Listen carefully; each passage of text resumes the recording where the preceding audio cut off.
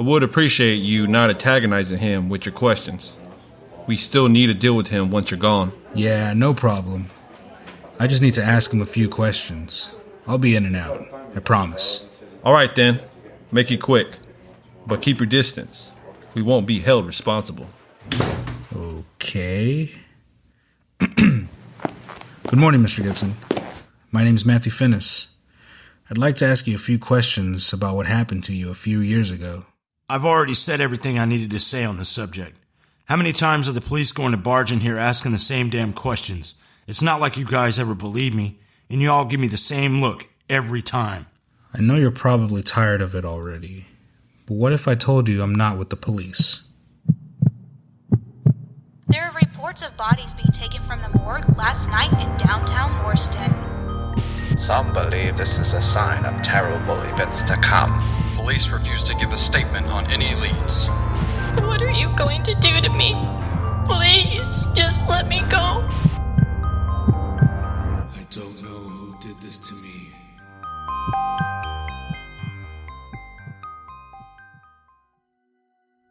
A friend of mine told me a bit about you, and I knew I needed to hear the rest of your story. Okay. I'll tell you what you want to know. Now, don't take me saying this lightly. It takes a lot out of me to relive this memory. Don't let my surroundings fool you. I'm not crazy. Something fucked up actually happened to me, and no one believes me. It's been about 5 years, and I haven't seen anything since then. It's hard to talk about. I was getting off work one night, on my way to meet a friend of mine, Ben. We were going to meet up at a bar and unwind after a long week of work. I was walking through the parking garage to my car.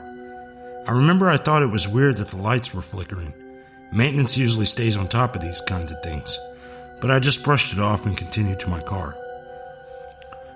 Working with numbers all day has a way of making you zone out. You can get lost in thought if you aren't careful. I got to my parking spot and was mortified to see that my car isn't there. I thought, oh shit, someone fucking stole my car. I frantically searched my laptop bag for my keys and started hitting my fob, hoping to hear my car somewhere in the distance. It sounded like it was coming from a different level in the garage. I started making my way up the ramp, feeling a little bit relieved that my car was there, but a bit on edge that it wasn't where I always park. I finally saw a car that looked exactly like mine on the top level of the parking garage. It was on the far end and I didn't want to walk that whole way for nothing, so I hit the fob again just to be sure. I got into my car and started it. As soon as I did though, the lights in the garage surged and then went out. So I sat there confused for a bit, trying to rationalize what had just happened. Then I heard it. A soft voice crying. It was pitch dark in there, so I turned my headlights on and saw a girl on her knees directly ahead of me. She looked like she was hurt, but it was strange because even though it was dark in there, my headlights didn't faze her one bit. I got out of my car and started to approach her, then stopped dead in my tracks. How did I not walk right past her on the way to my car? There was no one around me and the garage was practically empty at this time of night. I swallowed hard and kept walking toward her. She looked like she was in her early 20s and she was gorgeous. God, even now I can still see her in my head. I knelt down beside her and asked if she needed any help, and she just looked up and stared at me. I could see that she had been crying for a while, her eyes red and swollen. Not only that, she was drenched. I thought, this makes no sense. Even if it had rained, we're indoors. But there she sat in the middle of a puddle of water looking at me. I extended my hand, of course, and she took it. Now, though, I wish I hadn't. I escorted her back to my car and gave her my jacket because she must have been freezing. I don't know where she came from. I don't know how she got there, but I didn't care. I couldn't do anything else in that moment. All I could do was look in her eyes. She had such beautiful, unearthly eyes. My phone vibrated and I was able to snap out of whatever trance she had me in. Ben was getting restless and was asking where the hell I was.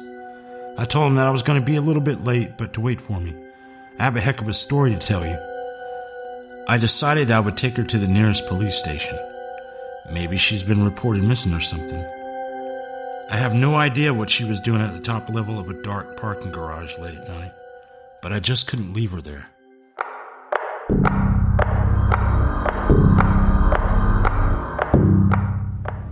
So, what's your name? What are you doing out here all alone? And why the hell are you all wet? You don't have to be afraid of me. I'm trying to help, but it would be a lot easier if you told me something about yourself. Okay, then. I'll just drop you off at the police station. They might have a better idea of what to do with you. You know, you're really lucky I found you and not some other asshole with the wrong intentions. A pretty girl like you might give off the wrong vibe. Hands to yourself. I'm sorry, did you just say something? That's odd. Sounded like... Nah. She finally got comfortable enough to say something? She never spoke. She just sat there, looking down at her feet the whole time. It was almost like she was ashamed of something. But you heard something. Oh, I heard something, all right. It never shuts up. It's always there, at the back of my mind. Tempting me, steering me, misleading me. This is the part where I lose everyone. You must think I'm crazy just like everyone else. Why else would I be locked in here? All right, settle down. I believe you. Please, just continue your story. Right. The police station wasn't too far away from my job. I worked downtown, so it was really only like a 15-minute trip. Once we got to the police station, I parked and walked around to help her out of the car. By the time I got there, she had already let herself out and was already walking towards the station. Even though bringing her here was the plan all along, I couldn't help but feel angry. I could have just left her there to fend for herself. I didn't need to help her. I could have just as easily drove around her and met Ben for drinks. Where does this ungrateful little bitch get off leaving like that without even saying thank you? I saw red, and I ran after her and grabbed her by the arm. But she was gone. Gone? The moment I touched her, she liquefied right in front of me. I still remember the look on her face as it melted away. I was left there standing in a puddle of her remains, confused.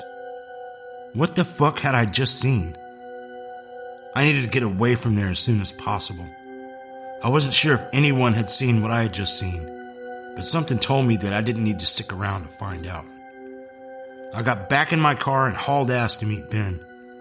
I needed someone to help me make some sense out of all this. I found him sitting at the bar, already a few drinks in. I sat down in a rush and started telling him everything.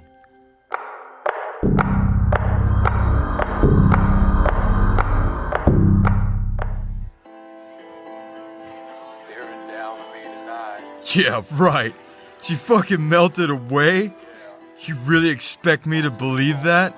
Come on, man. You're going to have to try a lot harder than that to fool me. I'm fucking serious, man. 1 second she was there and the next she was a puddle on the floor.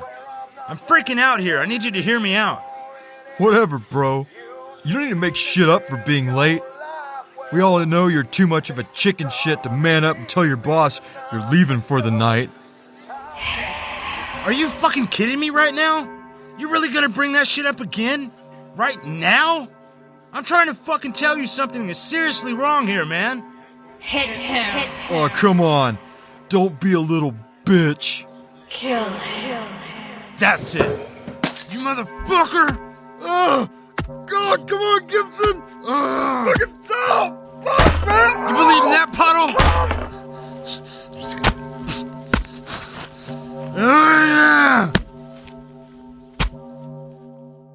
I beat my friend to a bloody pulp with his own tankard. For no reason. I grabbed it, splashed the beer in his face, and used it to beat him to death. I don't actually remember doing it. I just remember the voice whispering, "Don't stop." When they finally managed to pull me off him, I was already covered in blood. I looked down at my handiwork in terror as the busboys pulled me off and held me down. We always gave each other shit. It's just the way we got along. But this voice in my head, it's gained more and more control over me ever since. This thing inside me, it's not too happy with me right now. It doesn't want me talking to you anymore. It says you know too much. It wants me to hurt you. You know I can't do that. Shut up! It's your fault I'm in here! All right, that's enough. You need to leave. Gibson, listen to me. How did this happen? What do the voices want? I'm serious. You need to leave now. Wait, I'm almost done in here. I just have a few more questions. No, you're done.